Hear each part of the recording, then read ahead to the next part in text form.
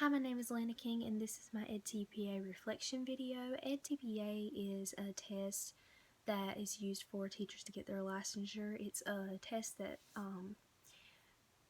is used to measure teachers' skills and support them so that we can see that teachers have what they need from day one in the classroom. There are 3 tasks to the edTPA assessments. Task 1 is planning. There are 5 rubrics for each task, and the first one for planning is planning for literacy learning. This shows that the candidate can show connections between reading and writing, and the candidate can explain how to lead students to apply literacy skills and strategies that they learn. The second part is planning to support varied student learning needs. This basically says that the lesson plans show how to address each student's learning needs. The lesson plans build on each other with context that supports learning with clear and consistent connections to the related skills.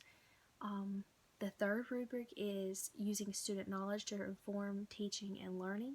So this says that the lessons plans show research to support why they're teaching and why they're teaching it that way. It also shows the progress of their students and uses it to implement teaching strategies. The fourth rubric is identify and support language demands.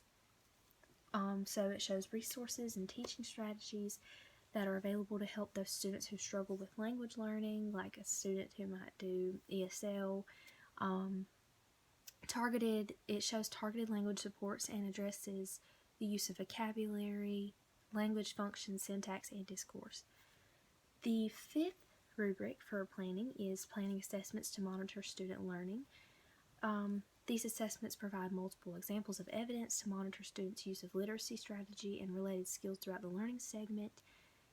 The assessments allow those in specific groups to demonstrate their learning. The second task is instruction. So the first rubric for instruction is deepening student learning. So this shows that the candidate can present opportunities for students to individually evaluate their own abilities to apply the skills that they have learned. The second rubric is learning environment. This shows that the teacher can create an environment that is challenging and it provides opportunities and different perspectives and promotes respect for all students. It also shows that the candidate can demonstrate a good relationship with the children and respect for them. The third rubric for instruction is engaging students in learning. Students are engaged in tasks that deepen and extend their understanding of literacy, strategies, and skills. And the candidate prompts students to connect prior learning to new learning. The fourth rubric is analyzing teaching effectiveness. Candidate justifies changes made using research and or theory, and the candidate addresses individual and collective learning needs. The fifth is subject-specific pedagogy, which is where the candidate teaches students when and how to apply the skills learned in the meaningful context.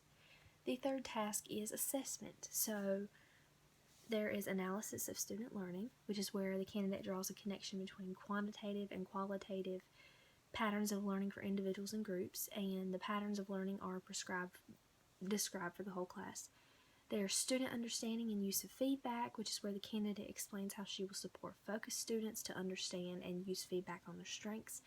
The candidate also helps students recognize weaknesses and how to correct them. There's using assessment to inform instruction. This shows that the next steps provided support to individuals or groups to improve their learning, and the next steps are justified with research. There is providing feedback to guide further learning, where the feedback provides a strategy to address an individual learning need. The feedback makes connections to prior learning or experience to improve learning. And lastly, there is analyzing students' language use and literacy learning.